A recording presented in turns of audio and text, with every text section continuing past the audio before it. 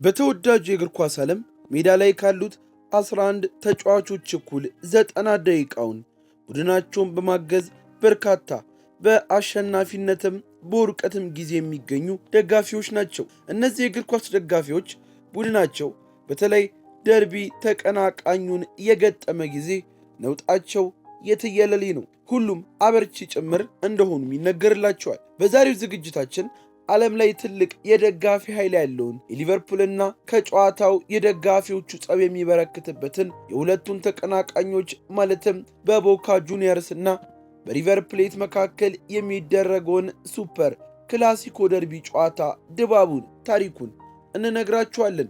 ለቻናላችን አዲስ እንግዳም ከሆናችሁ ሰብስክራይብ በማድረግ ቤተሰባችን እንድትሆኑም ጋበዝናችሁ። በእግር ኳስ ታሪክ የበርካታ ክለብ ደጋፊዎች ክለቦቻቸው ውጤታማ በሚሆኑበት ጊዜ ብቻ ሳይሆን ጥሩ ውጤት በማያስመዘግቡበት ወቅትም ዋንጫ ማግኘት ባልቻሉባቸው ጊዜያት ሁሉ ስታዲየሞቻቸውን በመሙላት የደጋፊነት ክፍያዎችን በመክፈል በሄዱበት ሁሉ ስለ ክለባቸው ታላቅነት በመሞገት ለክለቦቻቸው ታማኝ ሲሆኑ ይስተዋላሉ።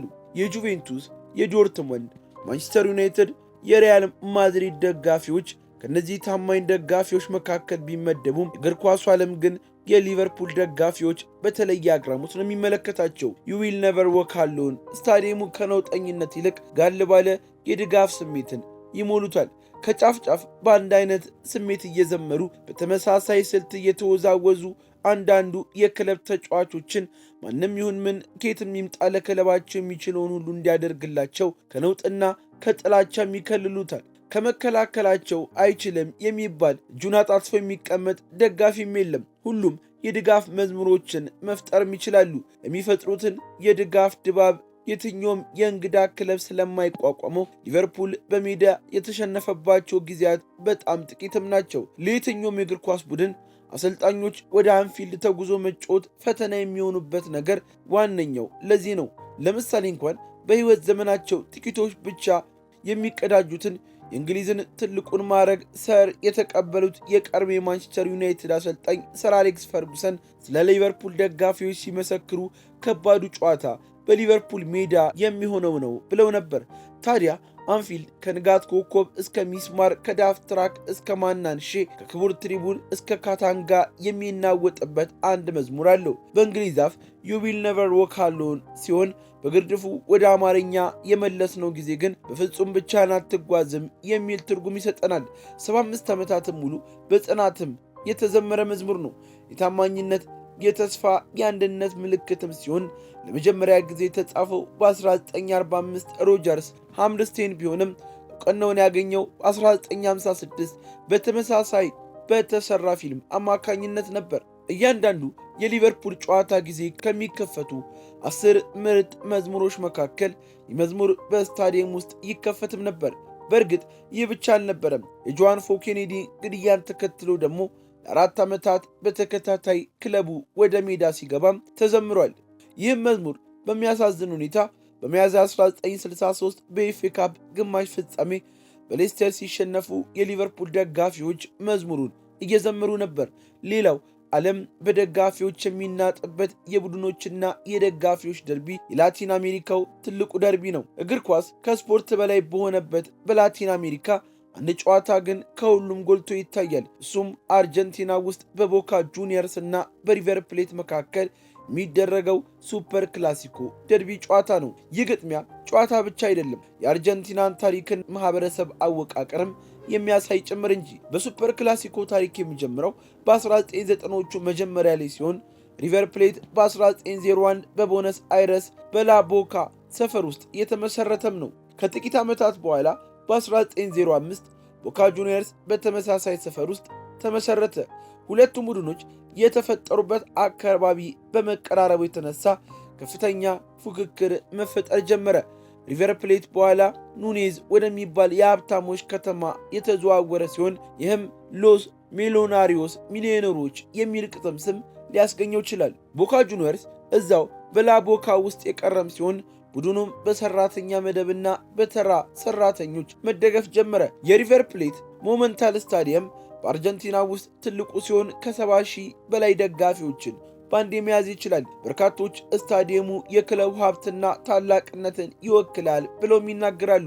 የቦካ ጁኒየርስ ላቦምቦኔራ ስታዲየም ደግሞ አነስተኛ ሲሆን ነገር ግን አስደንጋጭ ድባብ ያለው ነው። ስታዲየሙ መቀመጮቹ ከሜዳዋ ጋር በጣም የተቀራረቡም ናቸው። ይህም በቦታው ላይ ጩኸትና ለደጋፊዎች አስደሳች የሆነ አካባቢን እንዲፈጥር ያደርገዋል።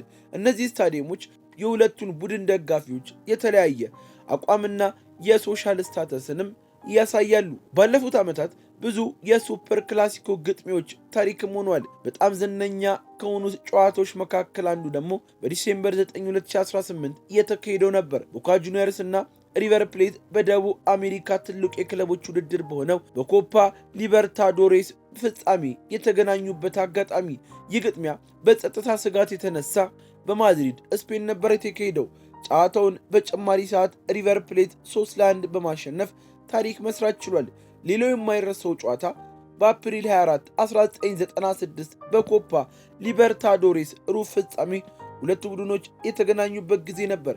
የሪቨር ፕሌት ሄርናን ክሬስፖ 2 ጎሎችን በማስቆጠር ቡድኑ ቦካ ጁኒየርስ 2-1 ጨዋታውን እንዲያሸንፍ በማድረግም ችሏል። ሱፐር ክላሲኮ ከእግር ኳስ ጨዋታ በላይም ነው። በአርጀንቲና ውስጥ ጨዋታው የባህል ድግስም ነው። ፉክክሩ በሙዚቃ በስነ ጽሑፍና በፊልሞች ላይ ተጽዕኖን ያሳድራል። የታንጎ ዘፈኖች ፉክክር ስለሚበዛበት ጨዋታው በከፍተኛ ሁኔታ ይደምቃል። ደግሞ እንደ ኤል ሂንቻ ያሉ ፊልሞች አርጀንቲናውያን ከቡድኖቻቸው ጋር ያላቸውን ጥልቅ ግንኙነትም ያሳያሉ። በደርቢው ቀን ቦነስ አይረስ በቀለማትና ዝማሬ ትጥለቀለቃለች። ይህም ሀገሪቱ ለእግር ኳስ ያላትን ፍቅር ያሳያል። ፉክክሩ በአርጀንቲና ውስጥ ያለውን ማህበራዊ ልዩነቶችን ያንጸባርቃል። የቦካ ጁኒየርስ አድናቂዎች አብዛኛውን ጊዜ ከሰራተኛ አካባቢ ወርኪንግ ክላስ ሲሆኑ ቡድናቸው የማህበረሰቡ ምልክት አድርገው ይመለከቱታል። የሪቨር ፕሌት ደጋፊዎች ብዙውን ጊዜ የሚደግፉት ጥሩ የሆኑ ደረጃዎች ላይ ለዩ ሰዎች ሲሆን ቡድናቸው የስኬትና የክብር ምልክት አድርገውም ይመለከቱታል። ይህ ማህበራዊ ገጽታ ያንዳንዱ የሱፐር ክላሲኮ ጨዋታ ከጨዋታ በላይም ያደርገዋል። ጨዋታው የኩራት የማንነት ትግል ስለሆነም ብዙዎች በጉጉት ይጠብቁታል። በእግር ኳሱ ዓለም እንደ ቦካ ጁኒየርስ እና ሪቨር ፕሌት መካከል እንደሚደረገው የሱፐር ክላሲኮ ያህል ጉልበት ያላቸውና ጠንካራ ትርጉም ያላቸው ፍክክሮች ብዙም አይገኙም። ይህ ግጥሚያ ከጨዋታም በላይ ነው። የአርጀንቲና ባህልና ታሪክንም የሚያሳይ ጭምር። እያንዳንዱ ሱፐር ክላሲኮ ጨዋታ ቀጣይ ታሪክ ውስጥ የሚጻፍ አዲስ ምዕራፍም ነው። በኩራት በማንነትና በማይረሳ ጊዜም የተሞላ። እናም እነዚህን ኃያላን ቡድኖችና ደጋፊዎቻቸውን ዛሬም ስማቸው ከፍ ብሎ ታሪካቸው ይነሳ ዘንድ በዛሬው ዝግጅታችን እንደዚህ አካፈልናችሁ። በድጋሚ ለቻናላችን አዲስ እንግዳ ከሆናችሁ ሰብስክራይብ በማድረግ እንድትወዳጁንም ጋበዝናችሁ።